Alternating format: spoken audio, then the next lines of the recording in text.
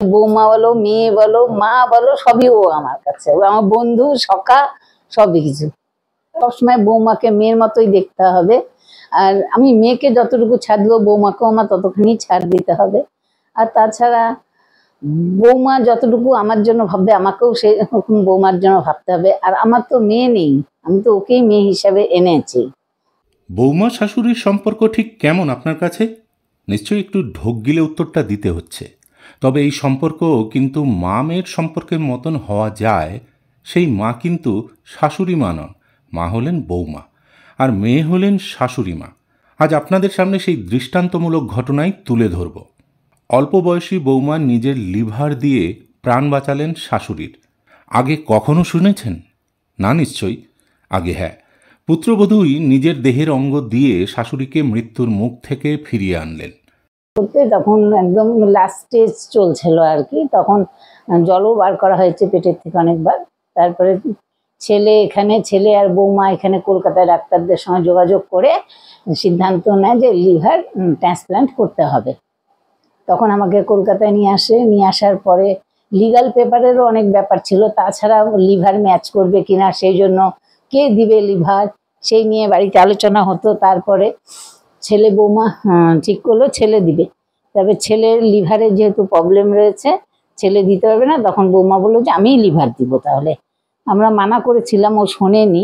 আর 5 জনের মতোই তাদের সংসার। ছেলে ঐক্যতান বিশ্বাস দীর্ঘ 12 বছর দিয়া চক্রবর্তীর সঙ্গে প্রেম করে বিয়ে করেছেন। ময়নাগুড়ির বাসিন্দা ঐক্যতান 2021 সালে 4 হাত 1 হয় তাদের। বিয়ের পরই শাশুড়িমা অসুস্থ হয়ে পড়েন। লিভার সিরোসিসে আক্রান্ত হন তিনি।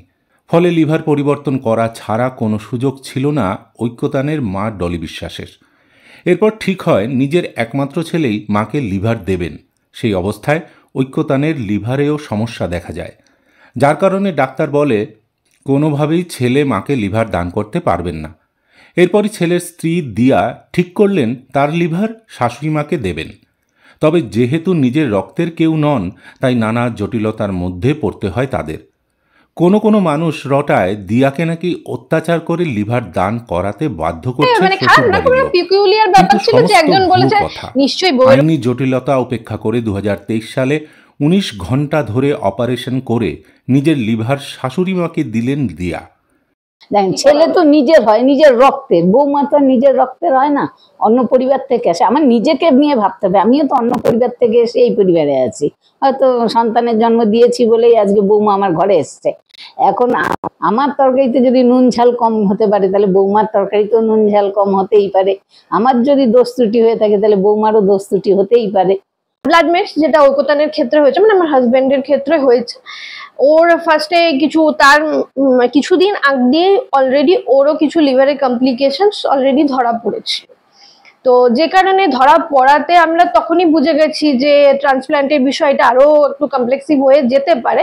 তো দ্যাটস ওয়াই আমি বললাম যে এই ঝামেলা যাওয়ারই দরকার নেই, কারণ কি যে টেস্টগুলো করানো হচ্ছে লিভার ম্যাচিং এর জন্য, সেই টেস্টগুলো যথেষ্ট এক্সপেন্সিভ ছিল। অযথা তুমি একবার করবে সেটার খরচা, আমি একবার করব সেটার খরচা, এত তো বাড়ানোর দরকার নেই। একবারে আমার ডিসিশনেই হোক, তো আমার না হলে তখন দেখা যাবে কি করা যায়। যখন মার প্রথম লিভার সিরোসিস ক্রিটিক্যালি ডায়াগনোসড হয়েছে, তখন আমাদের সামনে লিভার ট্রান্সপ্লান্টেশন ছাড়া অন্য কোনো অপশন ছিল না। তো এবার আমাদের প্রথম ফার্স্ট চয়েস হিসাবে আমি, যেহেতু আমার বাবা মানে বৃদ্ধ হয়ে গেছে অনেক, তো সেক্ষেত্রে আমি ফার্স্ট চয়েস ছিলাম। তো সেক্ষেত্রে যেহেতু আমার নিজের লিভারে কিছু সমস্যা রয়েছে, তো তখন ও নিজের, যেহেতু আমার সমস্যা ছিল, তো ও নিজেই আমাকে বললো যে আমারটা হয়তো হবে না, তো সেক্ষেত্রে ও দিতে ওর কোনো সমস্যা নেই। আর এবং সেটাও নিজের থেকেই বলেছে যে ও লিভার দিয়ে মানে এখানটা মাকে বাঁচাতে সাহায্য করবে।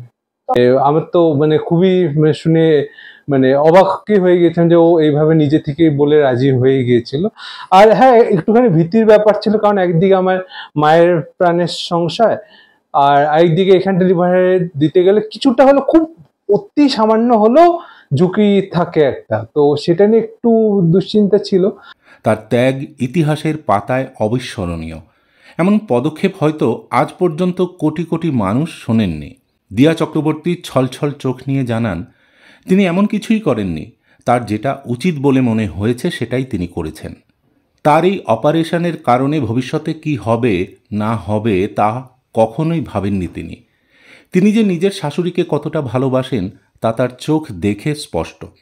শাশুড়ি বৌমার এমন রসায়ন সত্যি ব্যতিক্রম। যেখানে নিজের মানুষকে বাঁচাতে নিজেদের একটু রক্তটুকু দান করতে চান না, সেখানে শাশুড়ির জন্য বৌমার এমন ত্যাগ সত্যি অভাবনীয়। শাশুড়ি বৌমার ভালোবাসা, শ্রদ্ধা, স্নেহ ঠিক এমন করেই অটুট থাক, এই কামনাই রইল।